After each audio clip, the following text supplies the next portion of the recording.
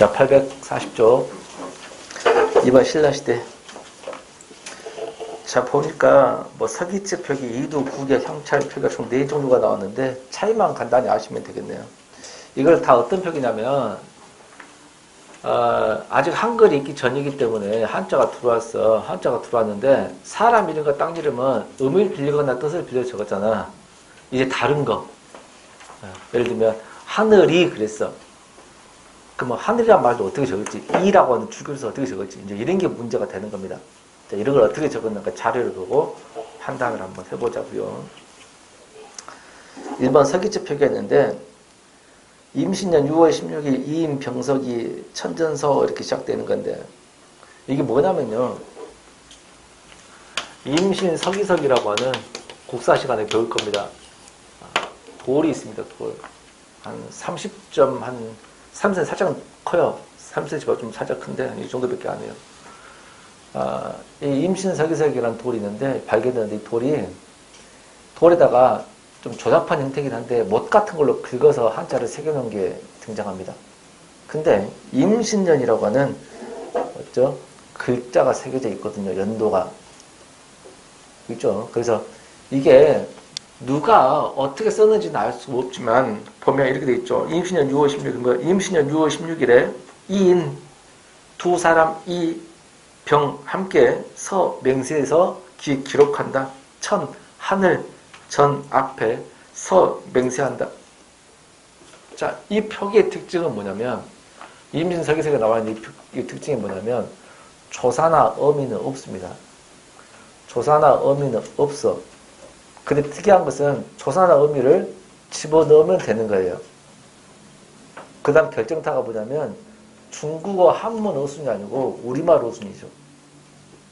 우리말 어순이라고. 이게 핵심입니다. 우리말 어순대로 쓰긴 썼는데 조사나 어미는 적절히 알아서 집어넣으면 되는 거죠. 이거를 무슨 체 표기라고 하면 서기체 표기라고 그래요. 왜 그러냐면 임신 서기석에 나온 표기라고 해서 그냥 서기체 표기라고 편의상 이름을 지은 겁니다. 그럼 이때 당시에 사람들은 사람 이름과 지명을 음과 뜻을 빌려 표기했지만 어미나 조사 없이 그냥 우리말 순서대로 쓴 거죠. 말하는 그대로 쓰고 조사나 어미나 알아서 그냥 읽으면 되는 겁니다. 그 다음에 이제 이두 표기가 나오는데요. 이두 표기를 보면 필우 되어 있습니다. 필우를 해석을 비록 그랬죠. 반드시라고 해석하지 않고 비록 그랬습니다. 비록은 우리말이야. 우리말인데 비록이라는 우리말 부사조차도 필요해서 음을 빌린 겁니다. 알겠죠? 그 다음 칠추를 했는데 이 세 글자가 칠추세로 해석한 게 아니고 그냥 우리말 목적기 조사 을로 해석했죠. 그럼 여기서 이두 표기는 뭐냐면 순우리말, 비록이라는 수우리말도 음독을 해서 적었고 또 하나 목적격 조사가 등장했죠. 또는 범하거나를 위거내 해가지고 어미도 조사나 어미도 음을 빌려서 적었습니다. 그게 이두입니다. 그러면 이두하고 서기체 표기의 공통점은 둘 다 우리말 어순이야. 둘 다 우리말 어순인데 차이점이 뭐야?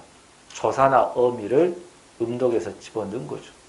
조사나 어미까지 표기한 것이 이두입니다. 그러면 이두라고 하는 글자는 서기체 표기를 좀 발전한 표기라고 볼 수 있죠. 그죠? 이두라는 문자는 처음으로 만든 글자가 아니고 이전에 썼던 서기체 표기의 연장선이죠. 연장선에다가 어떤 사람은 서기체 표기에 목적성 을을 다르게 쓴 사람도 있었을 거예요.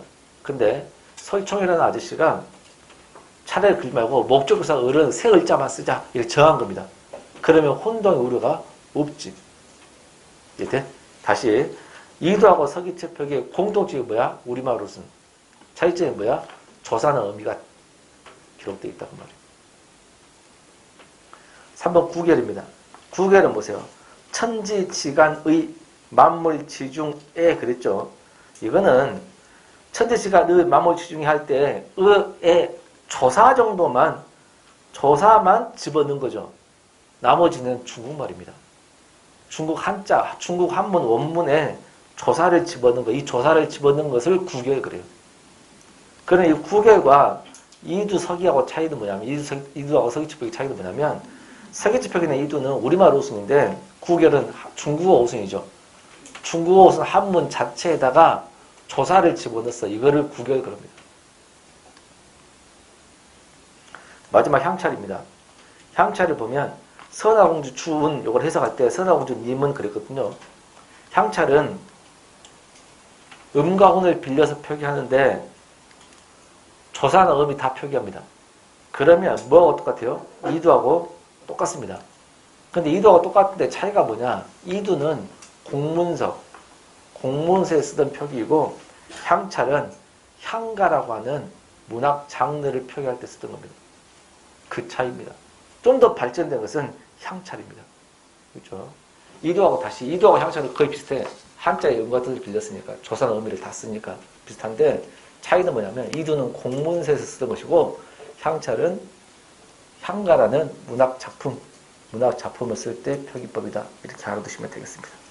똑같이 이두랑 똑같이 우리말 어순이고 조사나 의미도 다 표기했다. 이렇게 보시면 되겠네요. 그 다음 841쪽입니다. 3번 조선전기 봅시다. 훈민정음. 자, 훈민정음을 보시면 창제는 1448년에 창제했고 반포는 1440년 반포할 때 굉장히 중요합니다. 빨간색 밑줄. 다른 거 연도는 알 필요가 없다겠죠. 근데 훈민정음 창제하고 반포해는 외우셔야 됩니다. 43년에 창제했고 46년에 반포했다.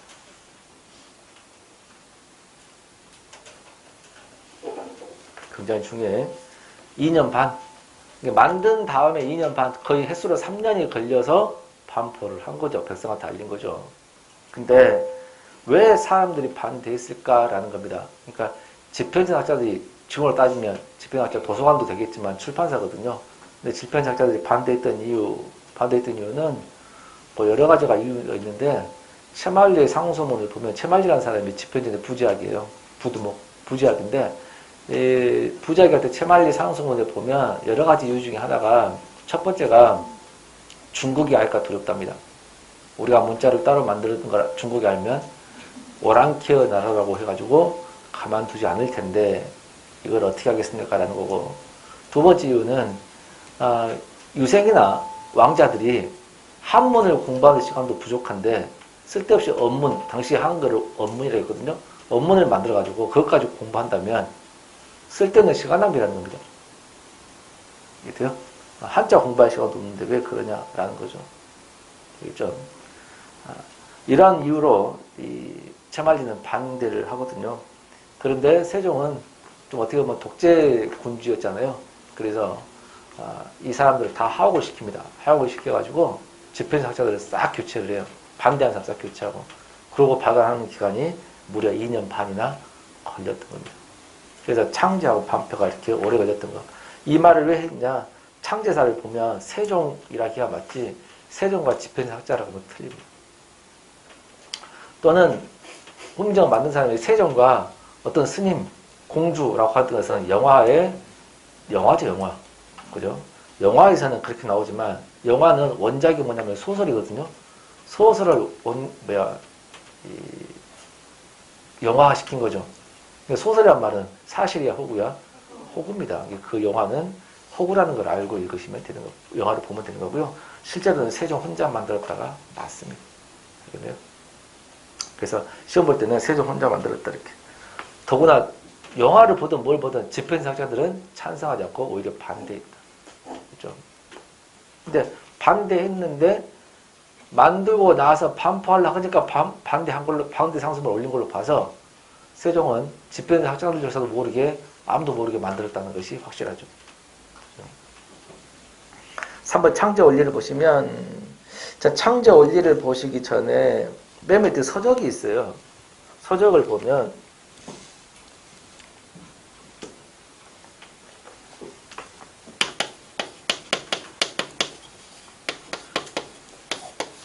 훈민정음이 크게 두 종류가 있는데요. 글자 이름으로서의 훈민정음이 있고요. 책 이름. 그러니까 책 이름으로서 훈민정음이라는 게 있고 글자 이름으로서 훈민정음이 있습니다. 그러니까 용벼천가라고 하는 이 작품은 용벼천가라는 작품은 훈민정음으로 기록된 최초의 작품이야.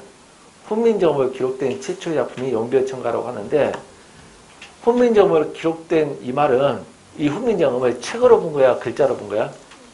글자로 본 거죠. 그래서 훈민정음이 글자 이름으로 훈민정음이라는 말이 있고 책 이름으로 훈민정음이라는 말이 있는데 책이 두 종류가 있습니다. 훈민정음에 책이 두 종류가 있는데 하나는 해례본 훈민정음 마이크 된가요? 해례본 훈민정음이라는 게 있고 두 번째는 언해본 훈민정음이라고 하는 게 있습니다. 안 되는 것 같은데. 불이 하얀 안 들어오는데. 저 뒤에 들린가? 저 뒤에 남자분 들려요? 손 들어보세요. 들려요? 잘 들려? 그래?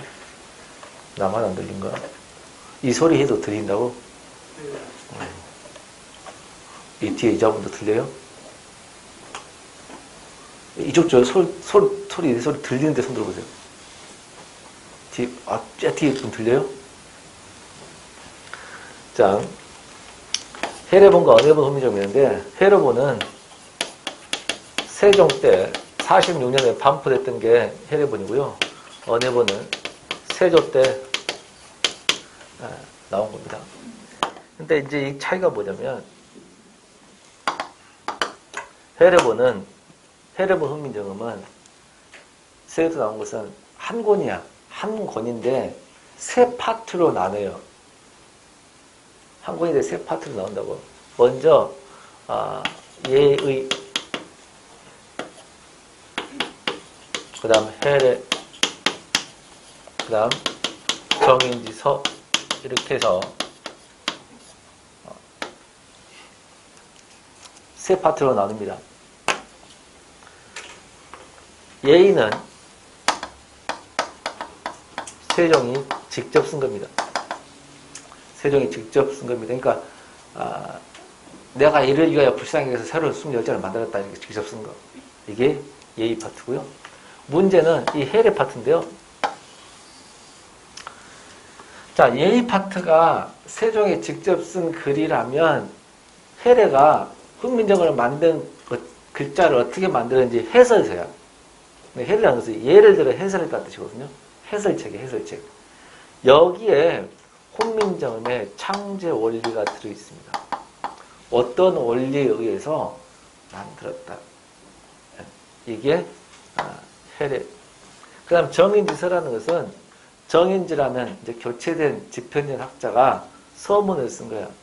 옛날 서문은 맨 뒤에 쓰거든요. 그래서 썼는데 이게 훈민정음이 반포되기까지 과정을 쓴 게 해례본입니다. 언해본 훈민정음은 뭐냐면 세조 때 여기 있는 예의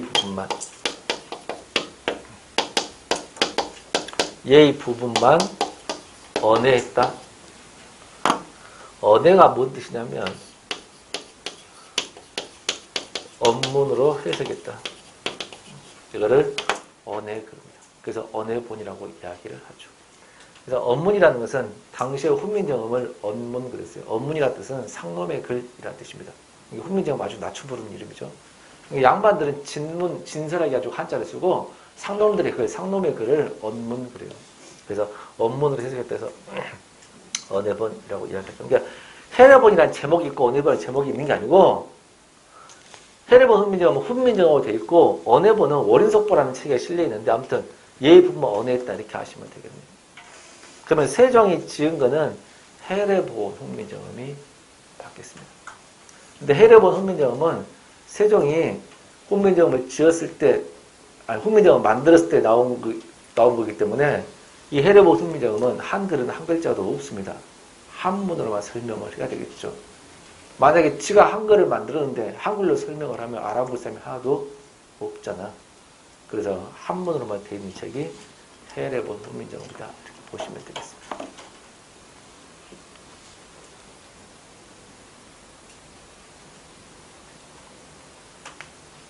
그러면 국사 시간에 세계 기록 문화유산으로 등재된 게 뭐냐라고 하면 얘는 세계 기록 문화유산으로 등재될 수가 없고 기록물이니까 둘 중에 하나일 겁니다.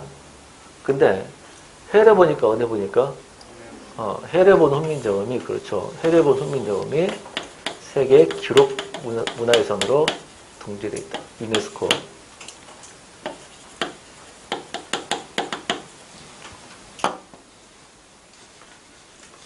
왜 그런 거 하니? 세계 모든 문자가 있는데 문자 중에서 누가 만들었는지, 언제 만들었는지, 어떤 원리에서 만들었는지 아는 책은 유일하게 훈민정음밖에 없습니다. 그래서 이 책이 세계 기록문화유산으로 등재돼서 국제적인 보물이 된 거죠. 우리나라의 보물뿐만 아니고, 우리나라의 국보뿐만 아니고 국제적인 보물이 된 겁니다. 자, 그러면 3번의 창조 원리를 보시면 어떤 여기 해례본에 의하면 창조 원리가 어떻게 나와 있냐? 자음과 모음의 창조 원리를 이제 곧 배울 겁니다. 6번의 명칭의 변천을 보시면 훈민정음이란 말은 세종 때 나온 말이군. 줄여서 정음이라고 했고, 실제로는 훈민정음이라는 말을 거의 쓰지 않고 3번 언문이란 말을 썼다. 상범의 거의 상말이라는 뜻입니다. 그 정도만 알아두시기 바랍니다. 4번 같은 것도 봐두시면 좋고요. 4번, 5번, 6번, 7번 다 봐두세요. 읽어는 줄까요? 반절이라는 말이 있었는데 최세진의 훈몽자에서 처음으로 언급이 된 겁니다. 그러니까 최세진 훈몽자에서 속소의 반절 이런 말이 나오거든요. 속소에서 이른바 말하기를 반절이라고 하면 이런 말이 처음 등장해요. 그 말은 훈민정음을 뭐라고 했다?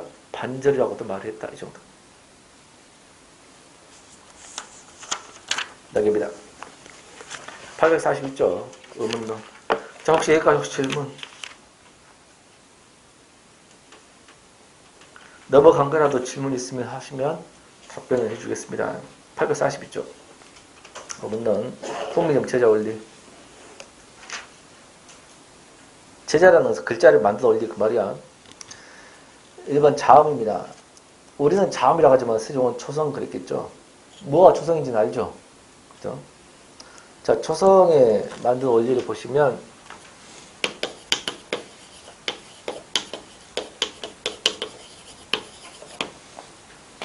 자, 초성의 제자 원리를 보면 세종이 기본자를 만듭니다. 기본자를 만드는데 기본자가 보면 어떻게 만드냐면 기본자가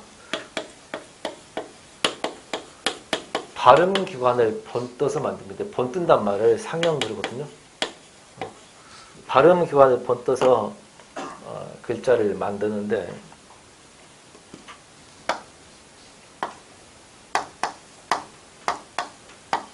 이 5글자를 만듭니다. 5글자를 만듭니다. 이 기역은 혀뿌리가 목구멍을 막는 모양해서 세종은 아음을 야자가 어금니 야자입니다. 어금니 야자. 그러니까 보면은 윽 발음하면 그 윽 발음하면 혀뿌리가 목구멍을 막는 연구의 음이나 어금니에 힘들어한다고 본 거죠. 그래서 어금니 소리 아음 그럽니다. 니은은 은, 느, 은을 발음하면 혀뿌리가 윗니몸에 붙는 모양. 혀끝이, 정정하면 혀끝이 윗니몸에 붙는 모양. 설은 그럽니다. 혀설자를 써가지고. 그 다음에 미음은 보면 입모양입니다. 정확히 말하면 두 입술이 붙은 모양인데 입모양. 입모양을 본때서 손음, 입술 숨자거든요. 그 다음에 요거는 이빨 모양입니다. 치음, 이빨 치자입니다. 그다음 이거는 목구멍 모양이야. 목구멍 국자를 써서 후음 그립니다. 영어가 좀 어렵죠. 왜 해를 보니 한번 보니까 그래요. 그래서 아음, 설음, 순음, 치음에서 발음 기관을 본떠서 이 5개를 만들고 여기에 가획자를 만듭니다. 가획이라는 뭐냐면 획을 추가했다 그 말이에요. 획을 더했다. 획을 추가해서 가획 문자를 만드는데 아음, 설음, 순음, 치음, 후음. 자, 획을 추가해서 만드는데 이렇게 획을 추가해서 기역을 만들고요. 획을 추가해서 디귿을 만들고 추가해서 티읕을 만듭니다. 획을 추가해서 비읍을 만들고 획을 추가해서 피읍을 만든 겁니다.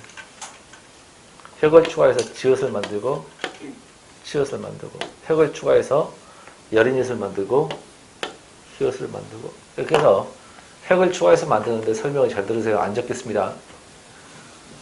획을 추가한다 그 말은 중요한 말 하는 거예요. 획을 추가할 때 중요한 것은 기본자 모양을 그대로 유지하고 있어야 될 것. 너부터 소리나는 위치가 같아야 될 것. 어금니 소리, 혓소리, 입술 소리, 이빨 소리, 목구멍 소리. 소리나는 위치가 똑같아야 될 것. 세 번째, 획을 추가할수록 소리가 더 세질 것. 첫 번째 뭐다고? 기본자 모양을 유지할 것. 획을 추가할 때. 두 번째 뭐야? 소리나는 위치가 같을 것. 발음 기관이 같아야 된다고. 세 번째, 획을 더할수록 소리가 더 세질 것. 이렇게 해서 가역자를 만든 겁니다. 다 적었나요? 중요한 거 알겠어요? 못 적은 사람들은 나중에 동영상을 보고 적기 바랍니다. 그 다음, 이체자를 적은 겁니다. 이체자를 만든 겁니다. 이체자라는 것은 뭐냐면, 원리에서 벗어났다는 겁니다. 원리에서 벗어났다 그 말은 예외적인 문자라는 겁니다. 예외적인 문자. 그러니까, 기본자는 발음기관을 붙었고, 과역은 획을 추가했는데, 이 획을 추가한 것의 예외적인 문자를 만들었습니다. 그게 뭐냐면 인이응, 리을, 반침 요 세 개는 원리에서 벗어났다라는 겁니다. 원리에서 벗어난 이유를 설명하겠습니다. 인이응은 후음에다가 가역을 하면 인이응이 나올 텐데 소리나는 위치가 달라집니다. 아음으로 바꿔져서 그렇고요. 이체자 리을은 서림에다가 가역을 하면 됩니다. 그러면 소리나는 위치도 똑같고 본래 글자도 가지고 있는데 획을 더하면 소리가 더 세진 건 맞는데 여기서는 획을 많이 더했는데 소리가 낮아져 버렸어요. 그래서 이 진짜고요. 마지막 반치음은 치음의 기본자도 가지고 있고 가역도 있고 소리나는 위치도 똑같은데도 불구하고 이 진짜로 한 이유는 이 세 개는 안 울림인데 반치음이 울림소리예요. 그래서 울림소리를 변했기 때문에 소리 성질이 아예 바뀌었다 해서 세종은 이거를 이체자로 본 겁니다. 좀 결백한 걸 알 수 있죠. 우리 같으면 그냥 가역을 해도 될 텐데.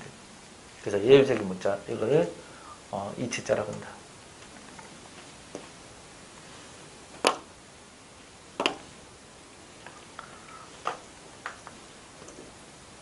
자, 그럼 시험 볼 때 초성의 제자 원리에 의해서 기본자가 뭐냐, 기본자가 아닌 걸 모를 수도 있고 가역 원리에서 벗어난 걸 골라라, 즉 이치자로 골라라 이렇게 할 수도 있습니다.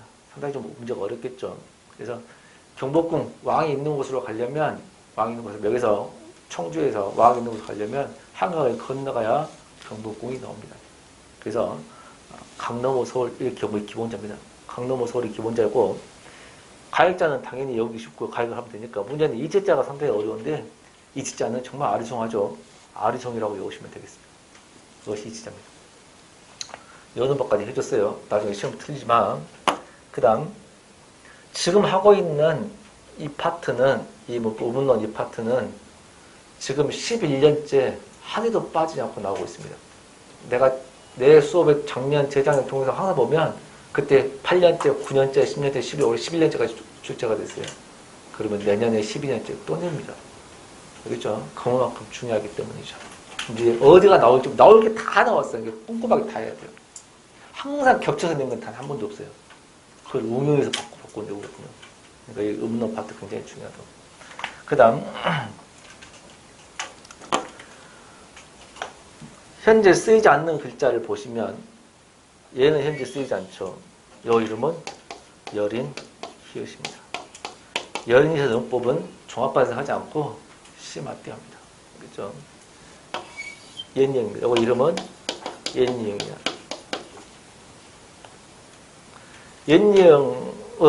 옛니응은 이응과 차이는 뭐냐면 이응은 음가가 없어요. 소리값이 없고 옛니응은 소리값이 있습니다. 응발음, 받침이 응발음, NG 발음로 뭐 잡히기로 그 NG 발음이 옛니응이다.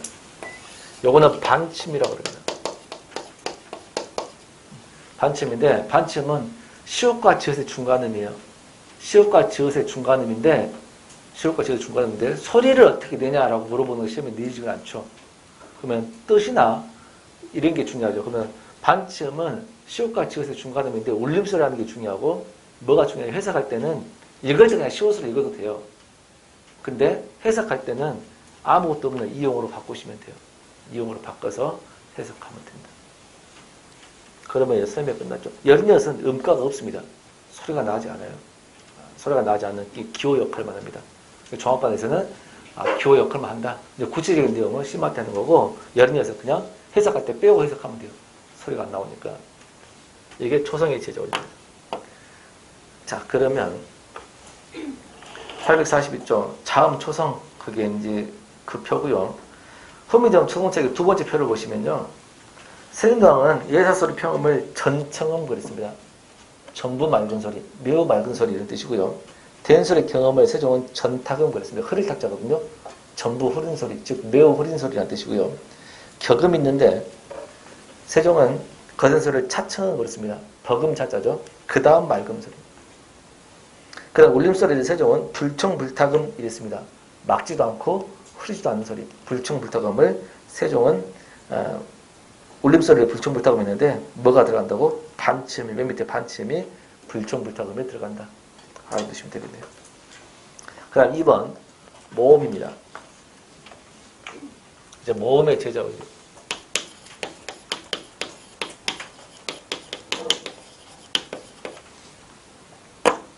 자, 모음의 제자오지에 보시면 역시 기본자가 있습니다. 기본자는 천지인을 상향해 있습니다. 이 천지인이 뭐냐면 하늘 땅 사람이라는 뜻인데 이 천지인을 삼재라고도 하죠. 삼재라는 것은 만물의 세 가지 근원, 만물의 세 가지 기본 되는 걸 삼재 그럽니다. 만물의 세 가지 근본이 되는 걸 삼재 그러는데요. 첫 번째 뭐냐면 하늘, 두 번째는 땅, 마지막은 사람. 그래서 천지인 삼재를 상했는데 하늘의 둥근 모습을 좀 동그라미 큰 걸 점으로 쓰고요. 땅은 땅의 평평한 모습, 사람은 서 있는 모습, 요 세 개를 기본자로 만들었습니다. 여기에다가 초성은 가액 원리를 했지만 중성은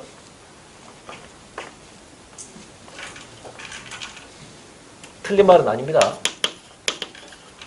모음이란 말은 세종 때 없었으니까 해례본 명칭으로 쓸게요. 중성의 제자, 중성은 기본자는 천지인 삼재를 상행했는데 초성은 가액이 했지만 초성은 가액이 아니고 초출자, 제출자 그랬거든요. 초출이라는 문자는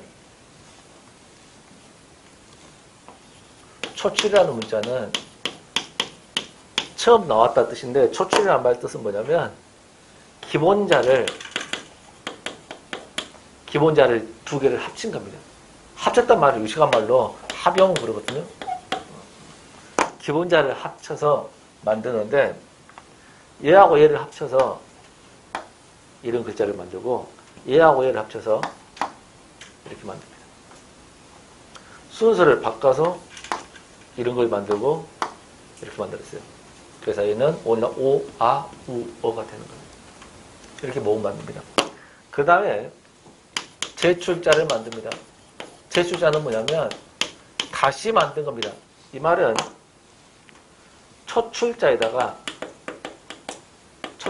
플러스 아리아를 이걸 하나 더 집어넣습니다.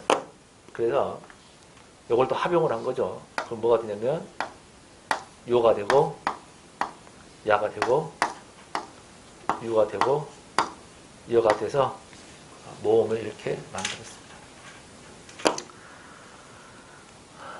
세종은 풍수지리도 상당히 믿었고 그 다음에 음양오행설도 찰떡같이 믿었습니다. 그래서 자기가 만든 글자를 특히 중성 글자를 음양오행설에 입각해서 구별을 해놨는데 하늘 땅 사람 할 때 음양오행설에 입각했을 때 하늘이 양이야 양. 땅은 음이야. 그래서 음양의 조화를 이룬다 이렇게 하거든요. 사람은 중이야, 중성. 그래서 모음을 양성모음, 음성모음, 중성모음을 이렇게 만들어놨어요. 만들 때부터. 그러니까 사람을 빼고 양성, 음성을 다 짝으신 겁니다. 그러면 점이 위, 아래에 있는데 위가 플러스, 아래가 마이너스.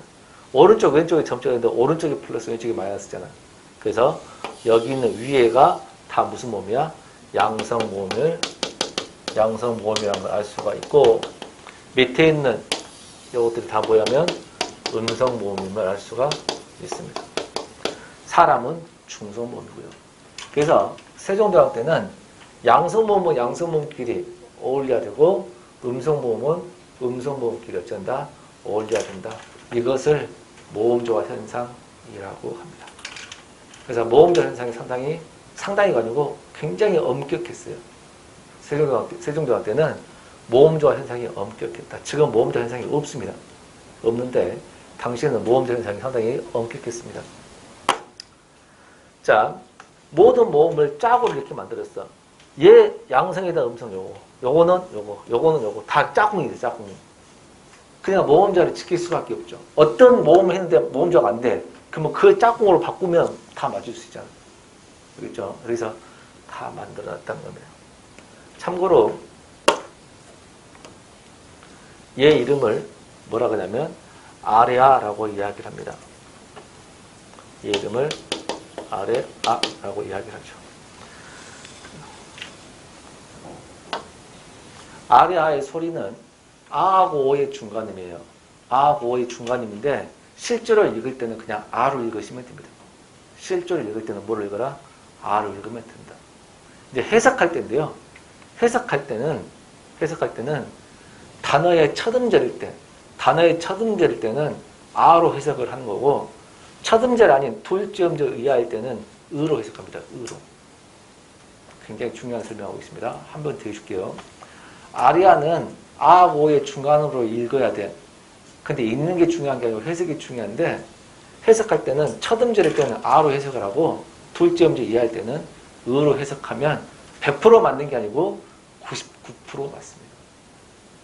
그래서 아예 읽을 때 첫 음절일 때는 아로 읽고 첫 음절 할 때는 으로 읽으면, 그렇게 읽으면 상당히 빨리 해석이 될 수도 있다. 근데 원래 읽을 때는 아하고 오의 중간 발음을 읽어야 된다. 자, 그러면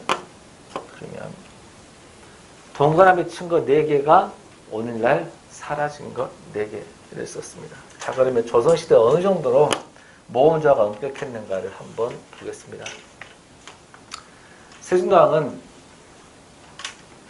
하늘이 그랬습니다. 하늘이 그러면 이렇게 말을 아버지가 이렇게 쓰고 싶은데, 한자로는 아버지라는 한자도 없고 가라는 한자도 없어요. 그래서 부 이렇게 썼을 거 아니야. 예를 들면 그러면 말은 아버지가인데 부라고 해버리면 말과 글자가 일치되지가 않아요.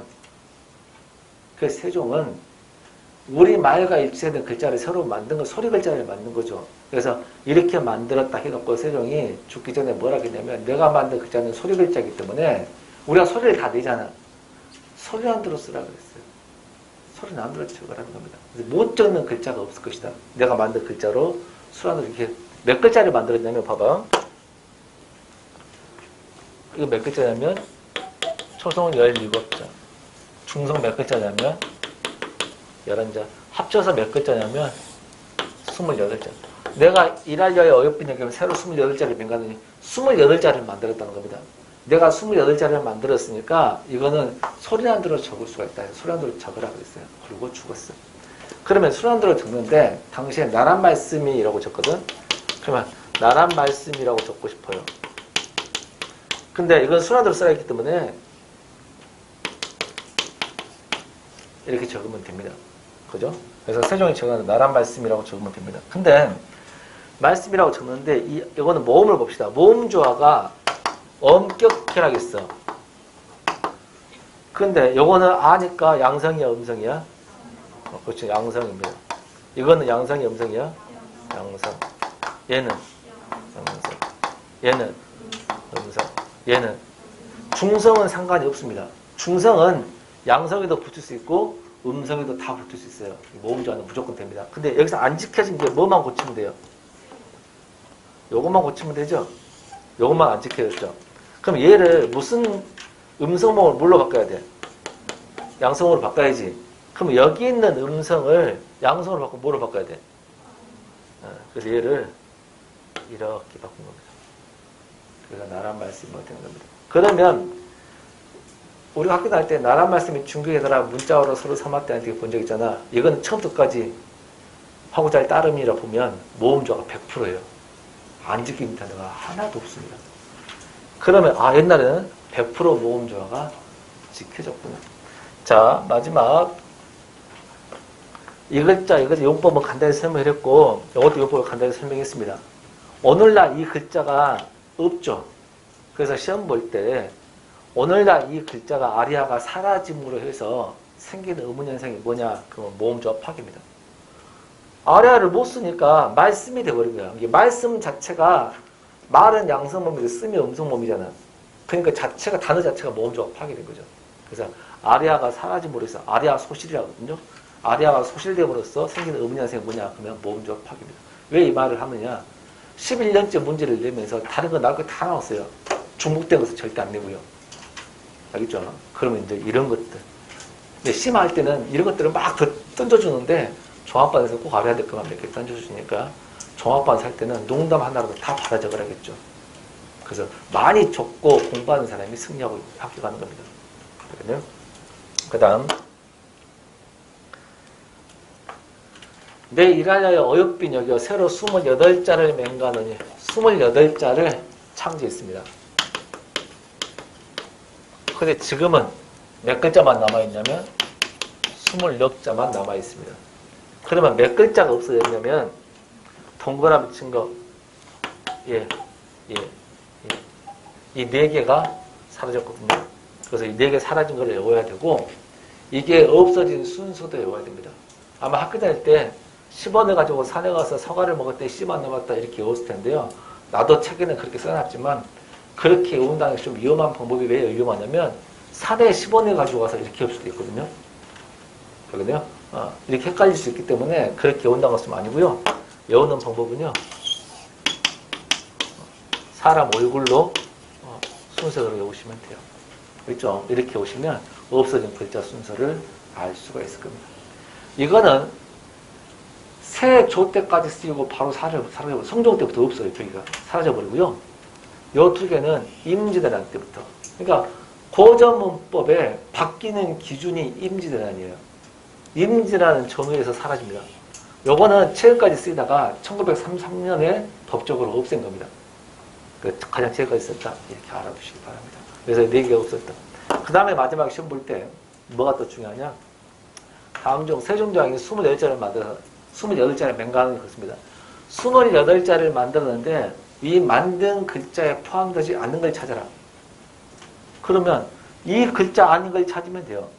이 글자 아닌 걸 찾으면 돼요. 대부분 답은 순경은 비읍입니다. 순경은 비읍이라는 글자는 만든 글자에 포함이 안 되죠. 이게 답입니다. 근데 얘는 출제가 돼버렸어요. 5년 전에.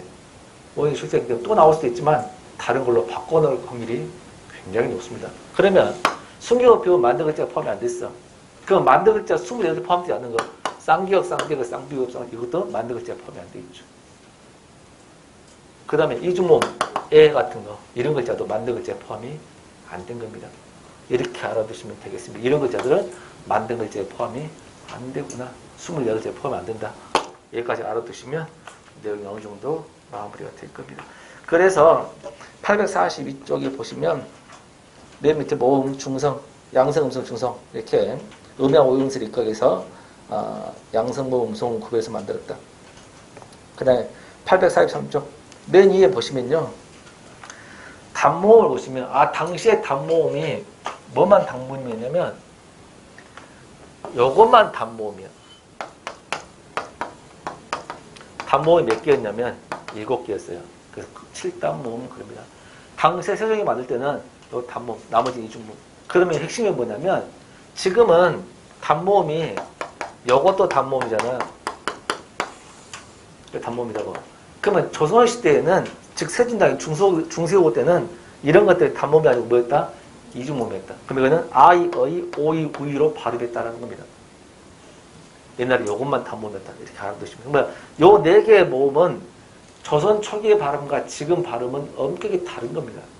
조선시대의 발음과 지금 발음이 현격히 달랐다라는 것도 좀 알아두시기 바랍니다. 좀만 쉬었다가 843쪽을 할 텐데 아니 좀만 더 하고 끝냅시다. 843쪽에 가나다에 보면 세운 당시 음원 순서는 지금하고 완전히 달랐다. 그러면 지금과 같은 가나다 순 있잖아. 가나다 순은 누가 했냐? 2번 빨간색 밑줄. 최세진의 훈몽자회에서 처음으로 나왔다. 가나다 순과 기억년 디글리어. 그러니까 기억년 디글리어 이름도 최세진의 훈몽자회에서 처음 나왔다. 이거 굉장히 중요해요. 그러면 최세진의 훈몽자회라는 책이 어떤 책인지 이 네 가지 아셔야 되고 글자 없으신 순서 3번도 아시면 되겠네요. 여기까지. 나머지 쉬었다 하겠습니다.